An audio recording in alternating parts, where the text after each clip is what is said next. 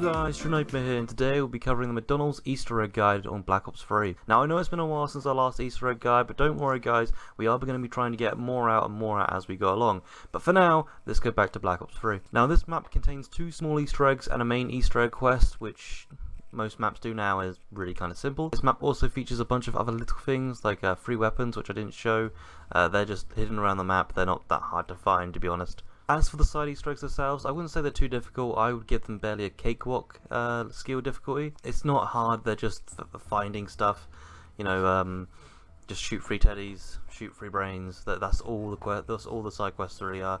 But yeah, we'll be covering the side quest before the main quest, and I hope you guys enjoy. So let's get on with this. Before we even get into Black Ops 3, I want to mention my gobblegums, because Black Ops 3 has a custom system of gobblegums now, which you should know if you've ever touched Black Ops 3. So I don't know why you'd be watching this video if you haven't touched Black Ops 3, because then you've still got a bunch of maps to play, but you even more about these. Anyway, the perks I recommend is the gobblegums I recommend is of course Perkaholic. It's not essential, but it does really help.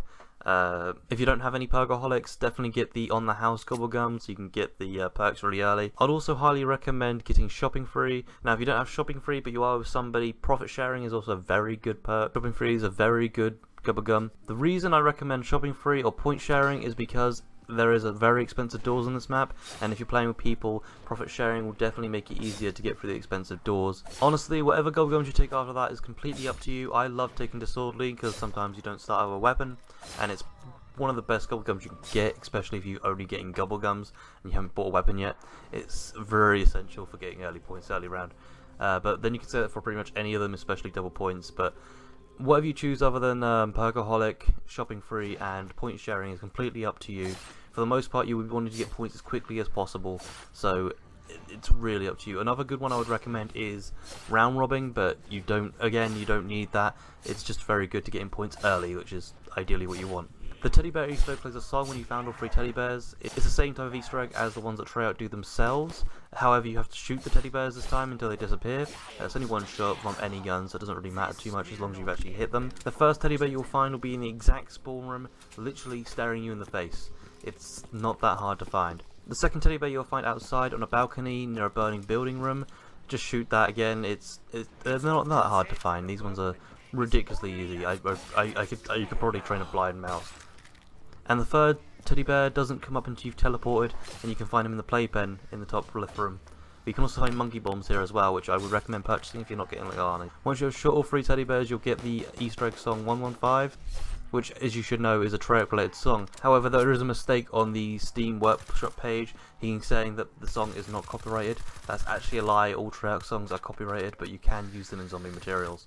Just thought I'd point that out for anybody that's doing this. The second side Easter egg is the brains. Now if you do this, you'll get Electric Cherry, which I would highly recommend as quickly as you can, because Electric Cherry is a beautiful perk, but do not get it before you get Juggernaut, or you're more likely to lose it. So the next side quest is the free brains. Now the free brains will give you Electric Cherry, which I highly recommend getting Juggernaut first, but Electric Cherry is very important because it's very useful in this map. So the location of the first brain is upstairs in the apartment area at the outside on a trolley cart. You just shoot it and it'll disappear. This is actually when you get the notification that you need to find the free brains.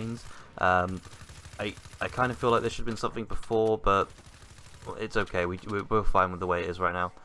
The second brain is found inside the other apartment. Now you get there by teleporting, using the teleporter in the McDonald's kitchen.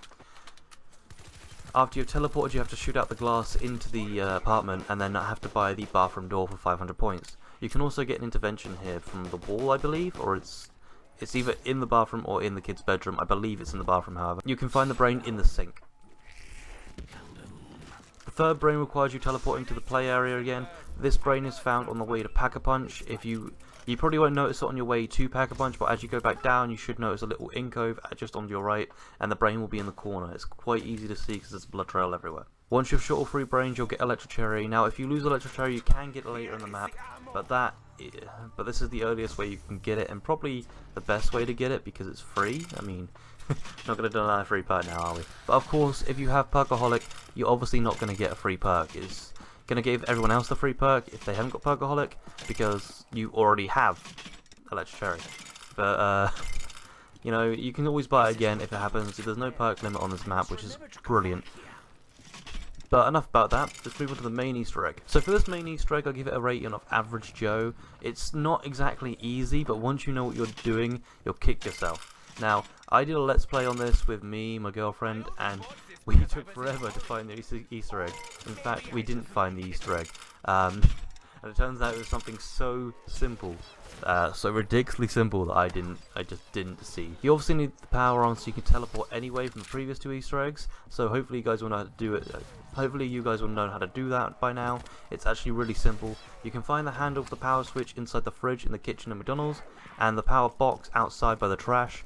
It was actually kind of strange the first time I picked it up because I didn't realise what it was until the floor just kind of strange when I first picked it up because I didn't realise what it was until the floor just disappeared. You can also find the crafting bench for the power switch outside. Once you have turned on the power, you'll need to access the teleporter. Once you have How to be villains.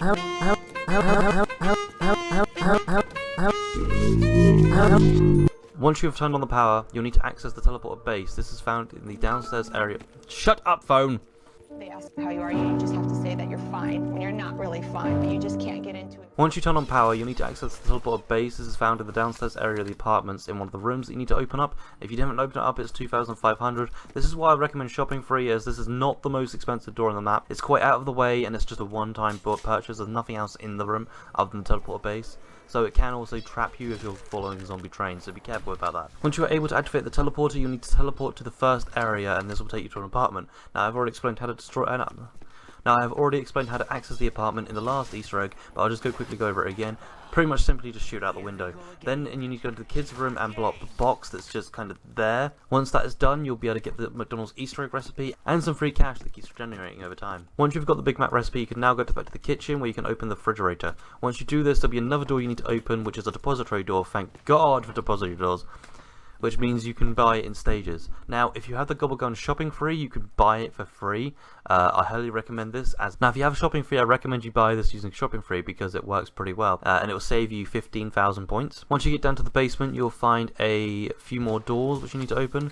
These are not cheap. The first one is free, however, and after doing so, you'll get to a T-junction in the hallway. You want to go right and go down to where the pools are.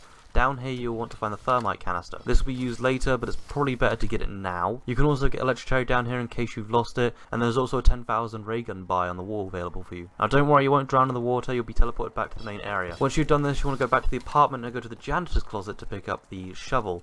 This is the next part of the Easter egg and is required to getting to the end. Just a quick note here, the shovel doesn't have any hit string, so you won't actually know you're picking it up until you pick it up. It's very important to have a look around. You'll notice it on the floor. Don't worry about it. You may have already picked up the shovel before if you've accessed this room because it's kind of easy to pick up. It's not too far away from the weapons, but it's far enough away for you to not even notice it's a thing. Once you do pick it up, you will be notified that you have actually picked up a shovel. After that, you'll be wanting to go back downstairs into the basement and dig out the dirt pile that's there. This is what requires the shovel. The next step requires you using the thermite canister we picked up to destroy the next wall. And the very last step requires you giving 56,000 points to open the final door.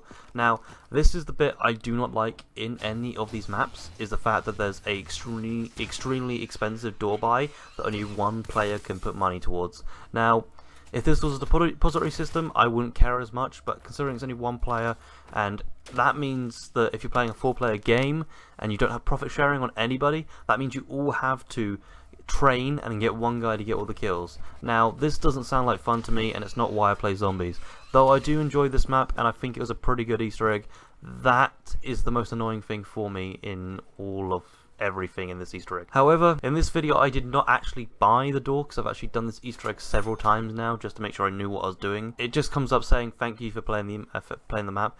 There's no sort of end credit scenes, no one's done them yet, and it's just kind of a real shame really that it's locked behind a 56,000 door. I hope at some point somebody will be able to make a actual good ending, say like the abandoned school Easter egg we did where they had a 2-minute like wait period of Infinity Zombies. That would have been good.